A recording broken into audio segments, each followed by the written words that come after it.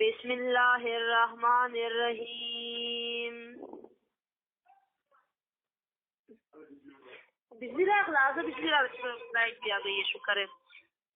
الحمد للہ الذی خلق السماوات والارض وجعل الظلمات والنور ثم الذین کفروا بربهم یعدلون.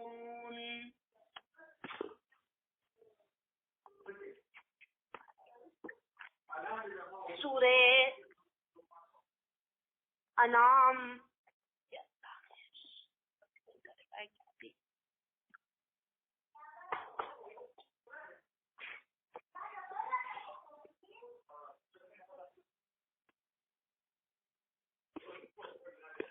سورہ انعام مکی سورت ہے. جی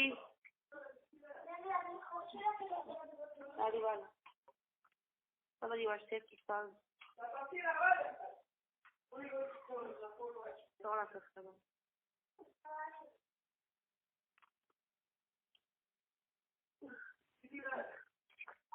ہاں راز.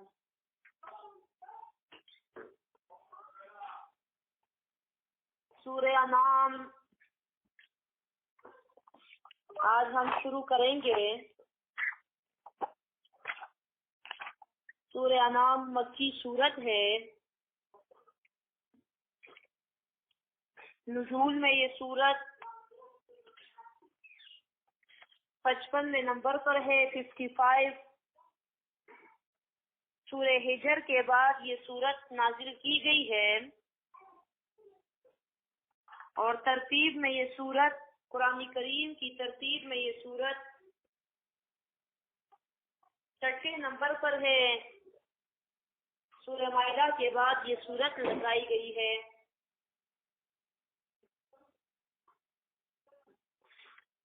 دوسری بات جو ہم ہر سورت شروع کرنے سے پہلے کرتے ہیں وہ ہے روابط اس سورت کے، یعنی اس سورت کا پچھلی سورت کے ساتھ ربط کیا ہے، تعلق کیا ہے. کہ اس سورت کو اس سورہ مائدہ کے پیچھے لگایا گیا. پہلا ربط پچھلی سورت میں سورہ مائدہ میں نفی کیا گیا تھا شرک فعلی کا، تو اس صورت میں نفی کیا جاتا ہے شرک فعلی اور اعتقادی دونوں کا.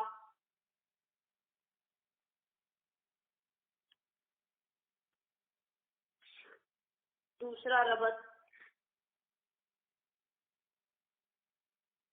پچھلی صورت میں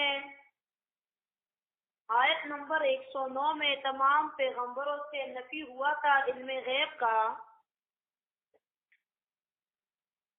تو اس صورت میں خصوصاً نبی کریم صلی اللہ علیہ وآلہ وسلم سے نفی کیا جاتا ہے علم غیب کا.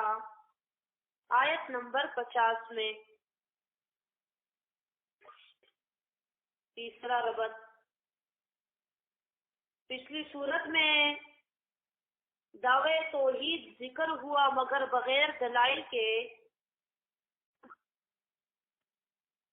تو اس صورت میں توحید پر کثرت کے ساتھ دلائل ذکر ہوتے ہیں.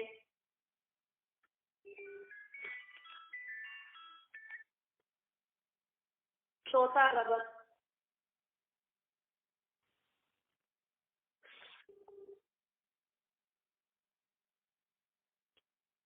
پچھلی صورت میں آیت نمبر 109 میں تمام انبیاء کرام سے نفی ہوا علم غیب کا، تو یہاں آیت نمبر 59 میں اصول بیان کیے جاتے ہیں نفی علم غیب کے. پانچواں ربط پچھلی صورت میں نصارہ کے معاہدے کا بیان تھا خوانچے کا، تو اس صورت میں خلاصہ ذکر کیا جاتا ہے کہ یہ صرف عیسیٰ علیہ السلام کے ساتھیوں کے لیے نہیں تھا بلکہ میں تمام مخلوقات کو ہی رزق دیتا ہوں۔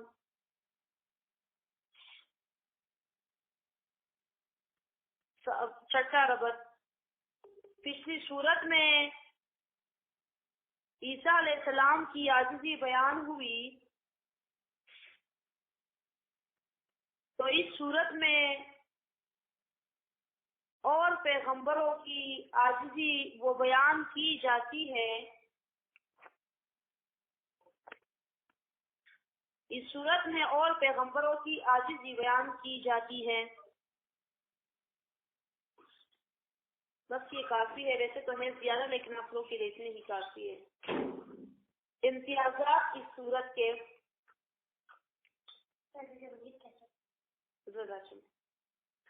یہ صورت ممتاز ہے تفصیلی بیان پر شرک کے رد کے۔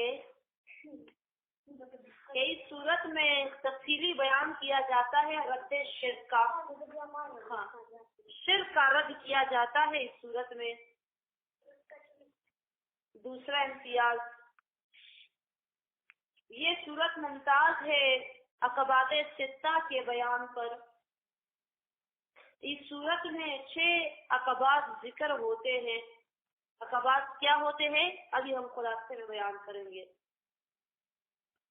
تیسرا امتیاز، یہ صورت ممتاز ہے کثرت دلائل عقلیہ کے ساتھ، کہ اس صورت میں دلائل عقلیہ کثرت کے ساتھ ذکر ہوتے ہیں۔ چوتھا امتیاز، یہ صورت ممتاز ہے جمیع اقسام مشرکوں کے، کہ اس صورت میں مشرکوں کی تمام اقسام بیان کی جاتی ہے۔ پانچواں امتیاز، یہ صورت ممتاز ہے اس بات پر کہ یہ صورت اتنی بڑی صورت ہے لیکن ایک ہی دفعہ میں نازل ہو گئی تھی۔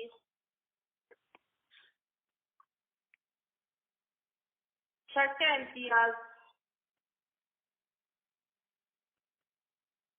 یہ صورت ممتاز ہے اس بات پر کہ اس صورت کے لیے، اس صورت کی تعظیم میں جب یہ نازل ہو رہی تھی 70,000 فرشتے زمین پر اترے تھے اس کی تعظیم کے لیے۔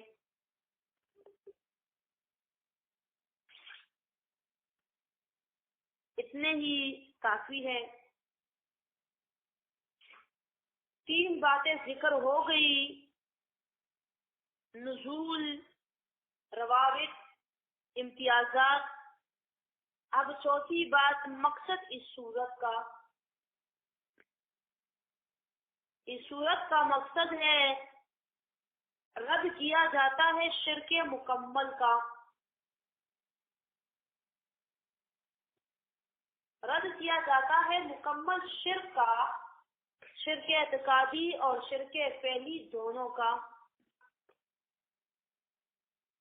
تقسیم اس صورت کی،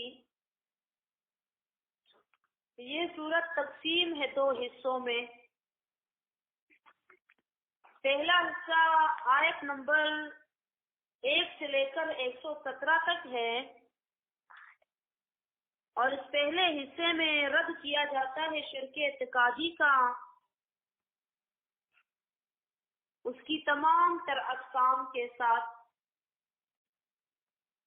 اور دوسرا حصہ جو آیت نمبر 118 سے لے کر آخر تک ہے، اس میں بیان کیا جاتا ہے شرک فعلی کا اور اس کے ساتھ جڑے جو مسائل ہیں جو ہم نے سورہ مائدہ میں پڑھے اس کا۔ یہاں سے ہمارا قرآن کریم کا دوسرا حصہ وہ بھی شروع ہو رہا ہے۔ ہم نے سب کہا تھا سورہ فاتحہ میں کہ قرآن کریم فہم کے اعتبار سے علماء نے اس کو 4 حصوں میں تقسیم کیا۔ میں نے اپنے اساتذہ کرام سے سنا، پہلا حصہ اس کا سورہ فاتحہ سے لے کر سورہ مائدہ کے آخر تک ہے، دوسرا حصہ سورہ انعام سے لے کر سورہ بنی اسرائیل کے آخر تک ہے، تیسرا حصہ سورہ کہف سے لے کر سورہ احزاب کے آخر تک ہے، اور چوتھا حصہ سورہ سبا سے لے کر قرآن کریم کے آخر تک ہے۔ اور یہ قرآن کریم کا ہر ایک حصہ آپ دیکھیے تو الحمدللہ کے ساتھ شروع کیا جاتا ہے۔ سورہ فاتحہ الحمدللہ کے ساتھ، سورہ انعام بھی الحمدللہ کے ساتھ، سورہ کہف بھی الحمدللہ کے ساتھ، اور سورہ سبا بھی الحمدللہ کے ساتھ۔ قرآن کریم کے پہلے حصے میں جو زیادہ تر مسئلہ بیان کیا جاتا ہے، پہلے حصے کا جو دعویٰ ہے وہ ہے خالق لکل شیء هو اللہ، تمام تر اشیاء کا پیدا کرنے والا وہ صرف اور صرف اللہ ہے۔ دوسرا حصہ جو سورہ انعام سے ہے، اس میں زیادہ تر بیان کیا جاتا ہے مربی لکل شیء هو اللہ، تمام تر اشیاء کی تربیت کرنے والی ذات بھی صرف اللہ ہے۔ تیسرا حصہ جو سورہ کہف سے ہے، تیسرے حصے میں بیان کیا جاتا ہے مبارک فی کل شیء هو اللہ، ہر ایک چیز میں برکت ڈالنے والی ذات بھی اللہ کی ہے۔ اور چوتھا حصہ جو سورہ سبا سے ہے، اس میں دو مسائل بیان کیے جاتے ہیں، ایک اسباب قیامت اور دوسرا مسئلہ نفی شفاعت قہری۔ یعنی اگر تم نے قرآن کریم کے ان تین مسائل کو مانا، ان تین حصوں کو مانا، تو قیامت لازماً آئے گی اور تمہیں اس کا اجر ملے گا۔ اور اگر تم نے قرآن کریم کے ان تین حصوں کے دعوے کو نہیں مانا تو قیامت آئے گی، نفی شفاعت قہری، اور کوئی تمہیں زور زبردستی اللہ سے بچانے والا نہیں ہوگا۔ چوتھے حصے میں چونکہ دو مسائل بیان کیے جاتے ہیں، تو آپ دیکھیے چوتھے حصے میں دو صورتیں الحمدللہ کے ساتھ شروع کی جاتی ہے، سورہ سبا بھی اور سورہ فاطر بھی۔ تو قرآن کریم کے پہلے حصے میں یہ ذکر ہوتا ہے کہ پیدا اللہ ہر ایک چیز کو کرتا ہے، انسانوں جانوروں سمیت تخلیق اللہ کی صفت ہے۔ تو دوسرے حصے میں اللہ فرماتا ہے کہ تخلیق شدہ چیزوں کو درجہ بدرجہ اٹھانا، ان کی تربیت کرنا اور حد کمال تک پہنچانا بھی اللہ تعالیٰ ہی کرتا ہے۔ تخلیق اللہ ایک بچے کی کرتا ہے، وہ بچہ درجہ بدرجہ بڑا ہوتا ہے حتیٰ کہ اس کی تربیت ہو کے وہ جوان ہو جاتا ہے۔ یہ کس نے کیا؟ اللہ نے کیا۔ تیسرے حصے میں پھر اللہ نبی کریم فرماتے ہیں کہ پھر برکت بھی ڈالنے والی ذات اللہ کی ہے، تخلیق اللہ نے کی، تربیت اللہ نے کی، اس ایک درخت سے، ایک انسان سے، ایک جانور سے مزید جانور، مزید درخت، مزید انسان پیدا ہوتے ہیں۔ ایک درخت میں آپ دیکھیے سینکڑوں میوے لگتے ہیں، ایک انسان سے میوے پیدا ہوتے ہیں، اس کی اولاد، اس جانور سے بھی اس کی اولاد پیدا ہو جاتی ہے۔ یہ برکت کس نے ڈالی؟ یہ برکت اللہ تعالیٰ نے ڈالی۔ اور پھر چوتھے حصے میں پھر انسان مر جاتا ہے تو اس کی قیامت کا حال ذکر کیا جاتا ہے۔ جب انسان کے بچے ہو جاتے ہیں، انسان کے بچے پل پھول جاتے ہیں، انسان کا بڑھاپا آ جاتا ہے اور وہ مر جاتا ہے، تو پھر اس کے قیامت کا حال ذکر کیا جاتا ہے کہ اگر کو تم نے دنیا میں اچھا کیا تھا تو تمہیں اجر ملے گا، اور اگر اچھا نہیں کیا تھا تو تمہیں کوئی بچانے والا نہیں ہوگا۔ پہلا حصہ اللہ کے فضل سے ہم مکمل کر چکے ہیں، اس میں کوئی کمی بیشی کوتاہی ہوئی ہو تو اللہ نبی کریم اس کی معافی فرمائے۔ دوسرا حصہ ہمارا سورہ انعام سے سورہ بنی اسرائیل کے آخر تک ہوگا۔ سورہ انعام کا مقصد ہے رد کیا جاتا ہے شرک مکمل کا، مکمل شرک یعنی شرک اعتقادی اور شرک فعلی دونوں کا۔ اب شرک بولا کسے جاتا ہے؟ ہمارے یہاں علماء، ملا یہ دھوکہ دیتے ہیں عوام کو کہ شرک یہ کہ دو خداؤں کو مانا جائے. شرک یہ کہ اللہ کے سوا کسی اور کو معبود مانا جائے. شرک یہ کہ بت کے آگے سجدہ کیا جائے. بچوں کی کتابوں میں بھی شرک یہی تفسیر لکھی ہوتی ہے, یہی معنی لکھی ہوتی ہیں. شرک بڑا وسیع مفہوم رکھتا ہے, اور بے شک بت کے آگے سجدہ کرنا بھی شرک ہے, دو خداؤں کو ماننا بھی شرک ہے, اور کسی اور کو معبود ماننا بھی شرک ہے. لیکن شرک کے لفظی معنی کیا ہے؟ تو شرک کے لفظی معنی ہے حصہ داری کے. حصہ دار, جیسے ہم کہتے ہیں فلانا میرے کاروبار میں شریک ہے, یعنی وہ میرے ساتھ حصہ دار ہے. تو شرک بولا جاتا ہے اللہ کی صفات میں اللہ کے ساتھ کسی اور کو بھی حصہ دار بنانا, اللہ کی صفت کسی اور کو دینا. اور اس کی شرک کی تعریف بہترین وہ کرتے ہیں, میں نے اپنے اساتذہ کرام سے سنا, اللہ نبی کریم ان کی عمر میں علم میں خیر اور برکت عطا فرمائے, وہ ذکر کرتے ہیں کہ شرک کی تعریف سورہ بقرہ آیت نمبر 221 کے نیچے شاہ عبد القادر دہلوی رحمۃ اللہ علیہ اپنی تفسیر موضع القرآن میں لکھتے ہیں 221 کے نیچے وہ لکھتے ہیں کہ پہلے مومن اور کافر میں رشتہ ناتا جائز تھا. اس آیت سے حرام کہرا, مرد نے یا عورت نے شرک کیا تو نکاح ٹوٹ گیا. پھر وہ آگے لکھتے ہیں کہ شرک کیا ہے. وہ لکھتے ہیں کہ شرک یہ کہ اللہ کی صفت کسی اور نے مانے, جیسا کسی کو عالم الغیب مانے, متصرف مانے یا مشکل کشا مانے, تو یہ شرک ہے.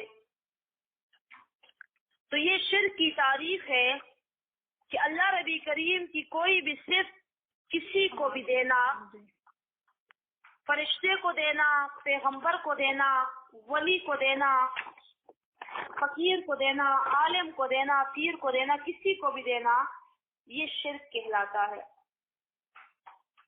اس شرک کی دو بڑی بڑی قسمیں ہیں. شرک کی ایک قسم شرک اعتقادی, شرک کی دوسری قسم شرک فعلی. اس تفسیر کو سارے کا سارا اپنے پاس لکھ کے مجھے لکھا ہوا اپنا ہوم ورک سینڈ کر دے. پھر یہ پھر اور کہیں بیان نہیں ہونا, یہ یا تو قرآن سے پہلے اصول میں بیان کیا جاتا ہے یا سورہ نام سے پہلے, اور قرآن کریم میں جگہ جگہ اس کا بیان آئے گا اور آ بھی چکا ہے کئی دفعہ. تو پھر آپ یہ نہ کہو کہ یہ کیا ہے اور وہ کیا ہے, یہاں پر تفصیلی بیان ہوگا. شرک اعتقادی کس سے بولا جاتا ہے؟ شرک اعتقادی کسی بندے کے عقیدے میں شرک سما جائے,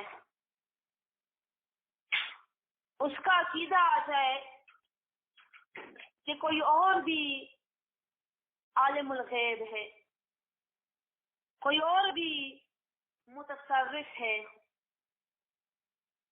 اور میں جاؤں گا تو مزاروں پر میری بھی دعا قبول ہوگی, یا میں پکاروں گا گھر سے تو میری آواز وہ سنے گا, اور یہ اتنے لوگ جو جاتے ہیں سب کے کام ہوتے ہیں, تو شاید کہ میرا بھی کام ہو جائے, میں بھی مانگوں ان سے, اولیاء سے, پیروں سے. تو یہ عقیدے میں آنے والی ایسی بات جو شرک ہو تو اس کو شرک اعتقادی بولا جاتا ہے. یعنی اللہ کی صفت آپ کسی اور کو دو اپنے دل میں, اپنے عقیدے میں, اپنے ذہن میں. شرک اعتقادی کی 4 بڑی اقسام ہیں. ایک کو بولا جاتا ہے شرک العلم, دوسرے کو بولا جاتا ہے شرک التصرف, تیسرے کو بولا جاتا ہے شرک دعا. چوتھے کو بولا جاتا ہے شرک عبادت. شرک علم، اللہ کی صرف علم میں کسی اور کو اللہ کے ساتھ شریک ٹھہرانا. جیسے اللہ میرے حال سے باخبر ہے، ایسے ہی بابا، ولی، پیر، فقیر، اللہ کے سوا کوئی بھی، وہ بھی میرے حال سے باخبر ہے، وہ بھی سب کچھ جانتا ہے، اسے بھی کل کا پتہ ہے، وہ بھی غیب کا حال جانتے ہیں. اس کو بولا جاتا ہے شرک فی العلم. دوسرا شرک فی التصرف، اختیارات میں اللہ کے ساتھ کسی اور کو شریک ٹھہرانا. جیسے اللہ نبی کریم کا اختیار ہے، اللہ کی قدرت ہے، فائدہ دینے کے، نقصان ہٹانے کے، نقصان کے دینے کے، فائدہ کے لینے کے، اولاد کے دینے کے، اولاد کے لینے کے، خوشی کے دینے کے، غم کے دینے کے، یہ سارے اختیار اللہ نبی کریم کے پاس ہیں. اور کسی کا یہ عقیدہ آ جائے کہ فلانے بابا بھی اولاد دے سکتے ہیں، اولاد نرینہ، یا کسی کا یہ عقیدہ آ جائے کہ فلانے بابا کے پاس جاؤ تو وہ تمہاری یہ بیماری ٹھیک ہو جائے گی، تمہاری یہ تکلیف ختم ہو جائے گی، یا تمہیں یہ والا فائدہ پہنچے گا، یا تمہیں خوشی ملے گی، تمہارے غم ختم ہو جائیں گے. تو یہ کیا ہے؟ اختیارات میں اللہ کے ساتھ کسی اور کو شریک ٹھہرانا. جیسے اللہ کا اختیار غائبانہ، ایسے کسی اور کا بھی اختیار ہے. ایک تو ظاہری کے اسباب کے ساتھ ہوتا ہے، آپ ڈاکٹر کے پاس جاتے ہو، وکیل کے پاس جاتے ہو، کسی اور ایسے بندے کے پاس جاتے ہو جو ظاہری اسباب پر آپ کی مدد کر سکتا ہو. اور ایک غائبانہ اللہ کے ساتھ کسی کو شریک ٹھہرانا، تم نہ دیکھو نہ سنو، اور تم کہو کہ نہیں وہ میری مدد کر سکتا ہے اور وہ خوشی دے سکتا ہے، اولاد دے سکتا ہے.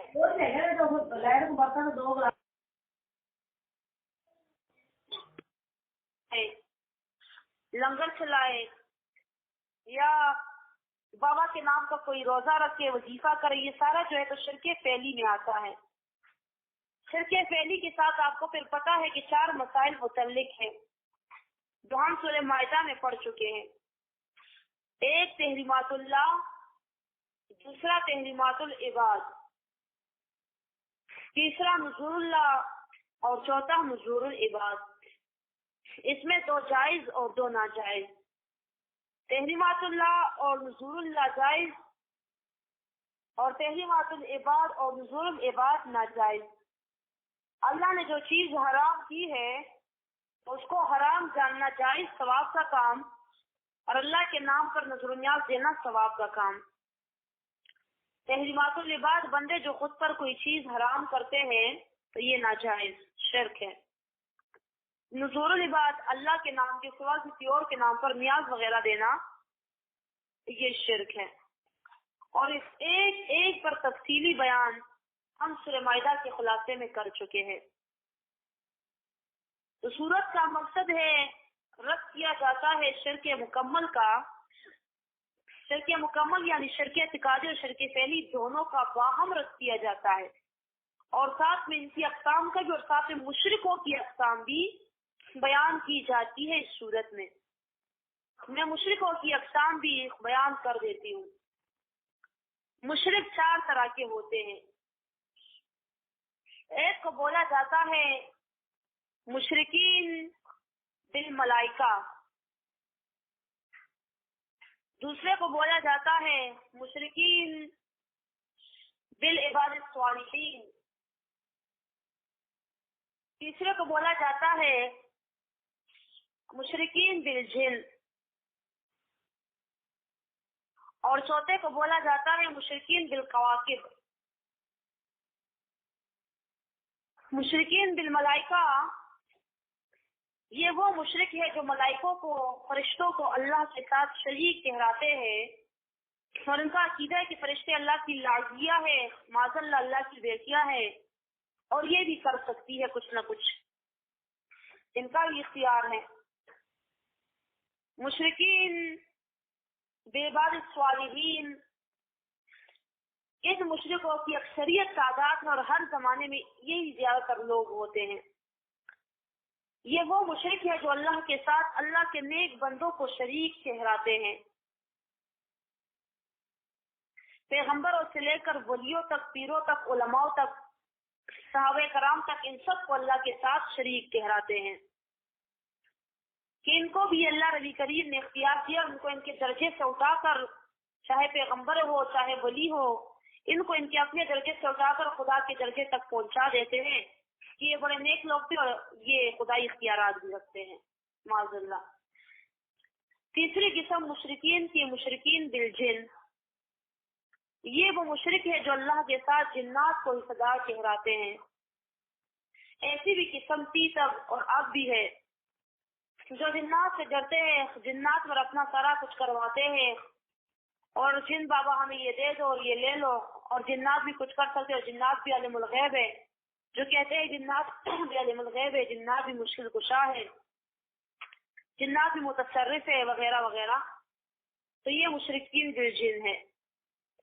چوتھی قسم مشرکین بالکواکب، یہ مشرکوں کی وہ قسم ہے جو آسمان کے چاند ستاروں اور سورج کو اللہ کے ساتھ شریک ٹھہراتے ہیں۔ ستاروں کی چالیں ایسے اور ستاروں کی چالیں ویسے، جو ستاروں کو اللہ کے ساتھ شریک ٹھہراتے یہ تب بھی موجود تھے، اور باقاعدہ ان کے الگ الگ برج ہوتے تھے، برج جدی، برج ہوت اور برج سور اور برج حمل، اور یہ ساری ان کے برجیں ہوتی تھی، اور ہر ایک برج کے داخل ہونے پر ان کے الگ الگ اپنے اپنے طریقے ہوتے تھے۔ برج سور ان کے ہاں معاذ اللہ ان کا صحیح وہ معبود اور خدا مانا جاتا تھا کہ اس میں ان کی فصلیں پک جایا کرتی تھی، نوروز شروع ہوتا تھا تو اس دن یہ مجوسی جو تھے ان کا یہ عقیدہ تھا، ستاروں پر اور ان چیزوں پر بڑا یقین رکھنے والے، بلکہ ان کو خدا ماننے والے تھے۔ اور آج بھی اس طرح تو کوئی خیر ستاروں کو خدا وغیرہ نہیں مانتا معاذ اللہ، لیکن یہ بھی شرک ہے کہ ستاروں کی چالوں سے قسمت معلوم کرتے ہیں، فلانا ستارہ جس کا ہو تو یہ، اور فلانا ستارہ جس کا ہو تو وہ یہ ہے، اس دن آپ کے ساتھ یہ ہوگا، آپ کا ستارہ آپ کے کل کا حال بتاتا ہے، آپ کا ستارہ یہ کہتا ہے، ستارے کی چال ایسی ہوگی، تم لوگوں کے ستارے آپ اس میں نہیں ملتے، تم لوگوں کی زندگی اچھی نہیں گزرے گی، وغیرہ وغیرہ۔ یہ بھی مشرک ہے جو ستاروں پر سٹارز پر یقین رکھتے ہیں، مشرکین بالکواکب۔ تو مشرکوں کی جمیع اقسام بھی اس صورت میں بیان کی جاتی ہے۔ اس صورت میں یہ جتنی اشراق اور ان کی قسمیں میں نے بیان کی، شرک اعتقادی اور اس کا رد کیا جاتا ہے، اس کی قسموں کا اس صورت میں جگہ جگہ ایک ایک نکال کر ٹائم لگے گا اپنے ساتھ نوٹ کر لے اور پھر ضرور وہ آیت دیکھ لے۔ شرک اعتقادی کی جو پہلی قسم ہے شرک فعلی، اس کا رد کیا جاتا ہے پہلے آیت نمبر 3 میں، آیت نمبر 50 میں، آیت نمبر 59 میں، آیت نمبر 73 میں۔ جو دوسری قسم ہے شرک اعتقادی کی، شرک تصرف، اس کا رد کیا جاتا ہے آیت نمبر 3 میں، آیت نمبر 12 میں، آیت نمبر 13 میں، اور آیت نمبر 17 میں اور 46 میں۔ تیسری جو شرک کی قسم ہے شرک اعتقادی کی، شرک دعا، اس کا رد کیا جاتا ہے آیت نمبر 41 میں، اور شرک فی العبادت اس کا رد کیا جاتا ہے آیت نمبر 56 میں۔ اسی طرح اس صورت میں دلائل عقلیہ بھی کثرت کے ساتھ ذکر کیے جاتے ہیں۔ اس صورت میں دلائل عقلیہ کثرت کے ساتھ ذکر کیے جاتے ہیں، 25 دلائل عقلیہ۔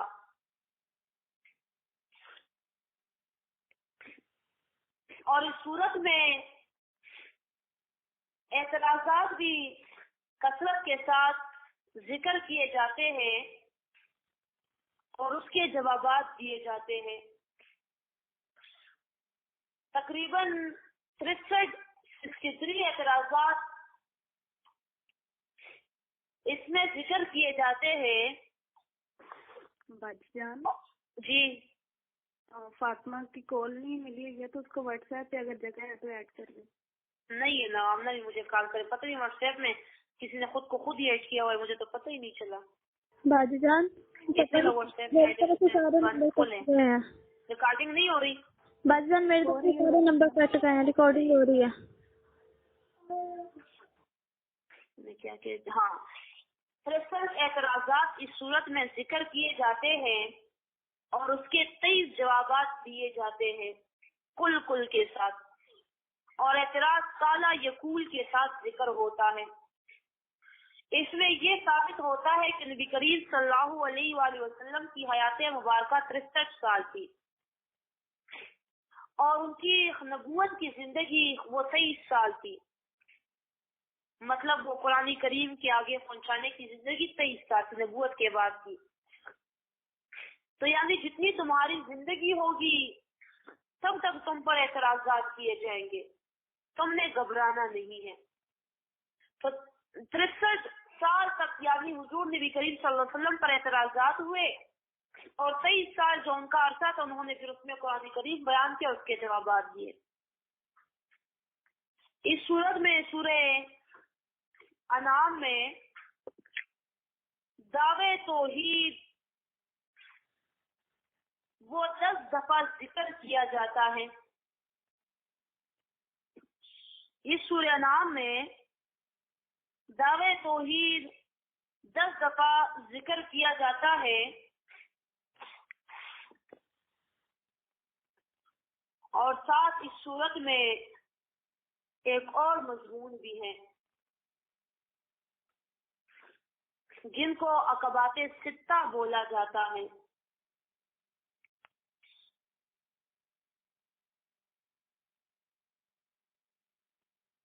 دعوے توحید پہلے بتا دیتی ہوں کن کن آیتوں میں آیتیں اپنے پاس لکھ لیں. پہلے دعوے توحید آیت نمبر 1 میں، دوسری دفعہ دعوے توحید آیت نمبر 17 میں، تیسری دفعہ دعوے توحید آیت نمبر 19 میں، چوتھی دفعہ دعوے توحید آیت نمبر 45 میں، پانچویں دفعہ دعوے توحید آیت نمبر 100 میں، چھٹی دفعہ دعوے توحید آیت نمبر 102 میں، ساتویں دفعہ دعوے توحید آیت نمبر 106 میں، آٹھویں دفعہ دعوے توحید آیت نمبر 151 میں، 151 میں،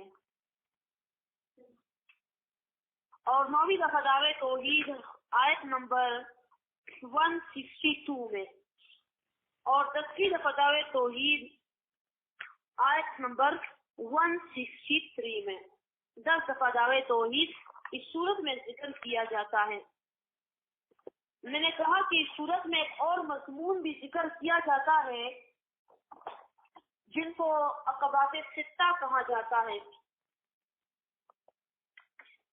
عقبات ستہ 6 عقبات. عقبے سے نکلا ہے اور عقبہ بولا جاتا ہے ایک ایسی تکلیف کہ جو بندے کے قدموں کو اکاڑ پھینکے، بندہ آگے کی طرف زور لگائے اور وہ پیچھے کی طرف دھکیلا جائے. عقبہ دراصل ہمارے پاؤں کے پیچھے کی جگہ کو بولا جاتا ہے. جب بندہ پہاڑ پر چڑھتا ہے، کبھی چڑھے ہو آپ آگے کی طرف زور لگاتے ہو اور آپ پیچھے کی طرف زور کاتے ہو. جیسے آپ کو کوئی پیچھے دھکیل رہا ہے، ٹانگیں پیچھے کی طرف جاتی ہیں.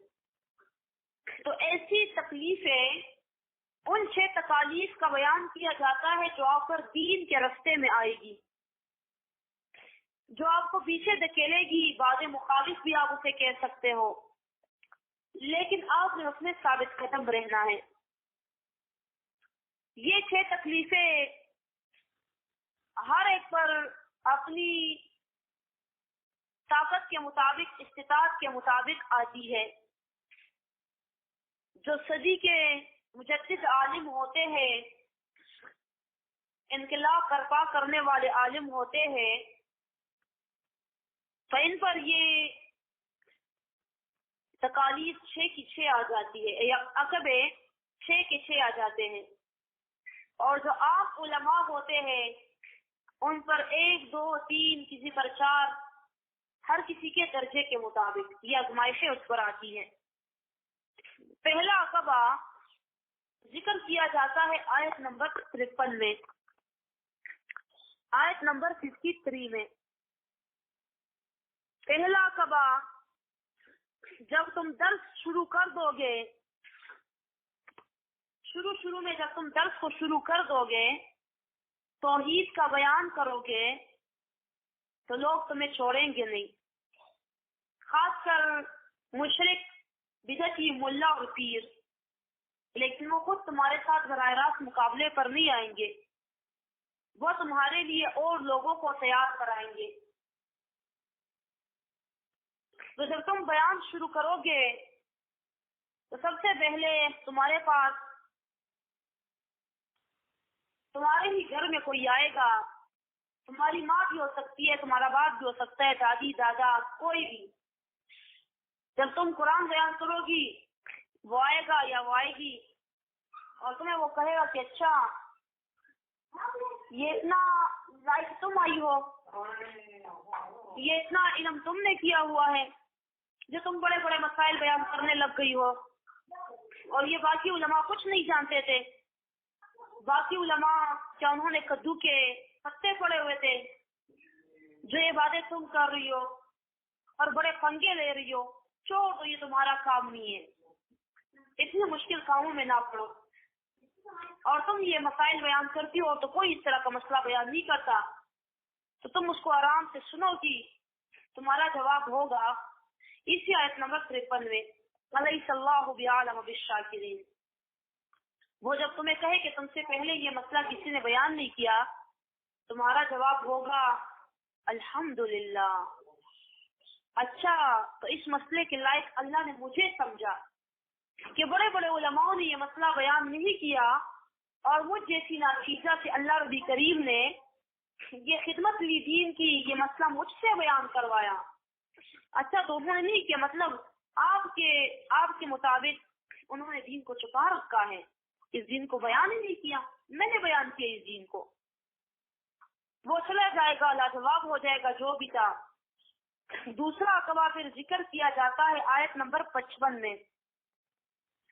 پھر تمہارے پاس آئے گا یا آئے گی کہ تم نے یہ ایک ہی مسئلہ سیکھا ہوا ہے، توحید اور یہ کچھ نہیں کر سکتے اور وہ کچھ نہیں کر سکتے.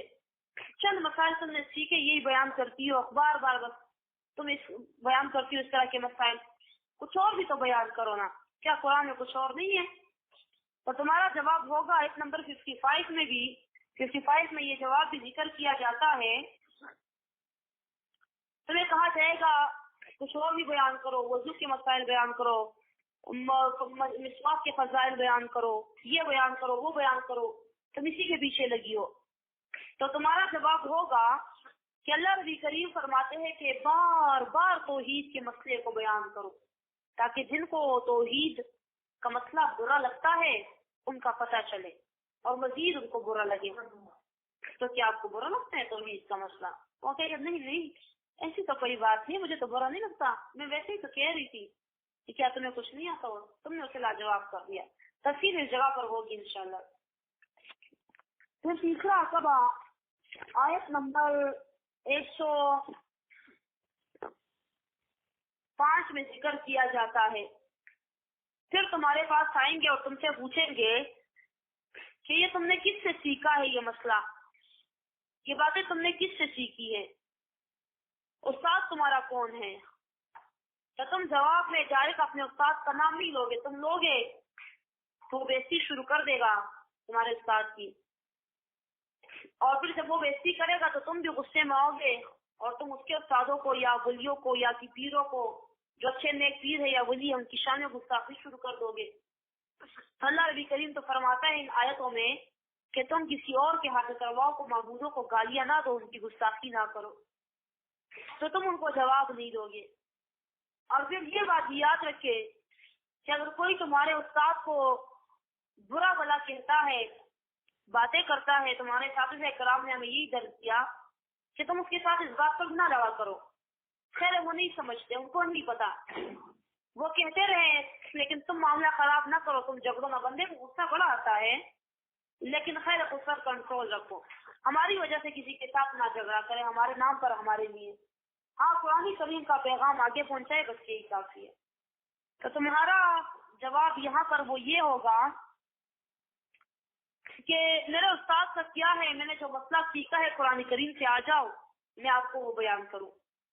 چوتھا عقبہ آیت نمبر 112 میں، اب تمہارے پیچھے یہ مولویوں کو لے کر آئیں گے یا اپنی اسلامی بہنوں کو لے کر آئیں گے یا کوئی اور جو عورتیں ہوگی وہ تمہارے مناظرے کے لیے آئے گی، تو ساری تمہارے خلاف اکٹھی ہو جائے گی، تم پر طرح طرح کے الزامات لگائے گی، تم یہ نہیں مانتی، وہ نہیں مانتی، وہ نہیں مانتی، ساری باتیں تمہارے گھر اکٹھی ہوگی اور تمہارا کوئی اپنا ہی ان کو لے کر آئے گا تمہیں اس راستے سے ہٹانے کے لیے۔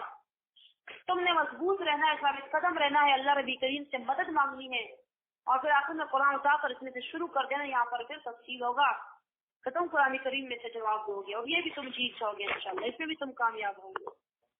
پانچواں عقبہ آیت نمبر 123 میں 123 میں، یہ اب سب سے سخت ہے، اب تمہارے موت کی بندوبست شروع ہو جائے گی کہ بس یہ بات نہیں آتا، یہ بات نہیں آتی، اس کو ہم دفنا دیں، اس کو ہم مار دیں تو یہ کافی ہوگا، تو اس میں بھی تمہیں کامیابی ملے گی، اللہ تمہیں بچائے گا۔ چھٹا عقبہ مزید سخت، آیت نمبر 129 میں، اور جب تم موت سے بھی بچ جاؤ تو اب تم پر رپورٹیں درج ہوگی۔ یہ بڑے بڑے علماء پر میں نے کہا نا کہ آتے ہیں، ہمارے شیخ القرآن رحمۃ اللہ علیہ پر یہ 6 کے 6 عقبے آئے تھے۔ چھٹا عقبہ اب تم پر رپورٹیں درج کرائی جائے گی کہ یہ ایجنٹ ہے، یہ جاسوس ہے، کسی غیر ملک سے آیا ہوا، اور یہ اس ملک کا نہیں ہے، یہ کسی اور ملک کا ہے اور غلط غلط مسائل بیان کرتا ہے۔ اور اسی طرح آج بھی کہتے ہیں علماء کرام کے بارے میں، ہم جب فیصلہ آباد گئے تو وہاں پر ہم نے سنا نا کہ شیخ القرآن ہمارے شیخ محترم کے بارے میں کہتے ہیں، ہمارے سارے گھر والے یہی کہتے ہیں، یہاں پر وہ کہہ رہی تھی جن کے گھر ہم گئے تھے کہ یہ تو کسی اور ملک سے آیا ہوا ہے یہ شخص، اور یہ کچھ اور وہی باتیں بیان کرتا ہے۔ تو یہ تم پر آخری اعتراض ہو کہ یہ ایجنٹ ہے، یہ جاسوس ہے اور تمہیں اس ملک سے جلا وطن کیا جائے گا، تم اس میں بھی نہیں گھبرانا۔ تو یہ 6 عقبے بھی اس صورت میں ذکر کیے جاتے ہیں۔ تو اس صورت کا مقصد رد کیا جاتا ہے شرک مکمل کا۔ صورت 2 حصوں میں تقسیم ہے، پہلا حصہ 117 تک، دوسرا آخر تک۔ پہلے حصے میں شرک اعتقادی، دوسرے حصے میں شرک فعلی کا بیان کیا جاتا ہے۔ صورت میں 10 دفعہ دعوی توحید، صورت میں 25 دلائل عقلیہ، صورت میں 63 اعتراضات، اس کے 23 جوابات، اور اس صورت میں جو ہے تو مشرکین کی اقسام کا بھی بیان کیا جاتا ہے اور اچھے عقبات کا بھی ذکر کیا جاتا ہے۔ یہ تو اس صورت کا خلاصہ، انشاءاللہ کل شام سے ترجمہ شروع کریں گے۔ آخر دعوانا الحمدللہ رب العالمین۔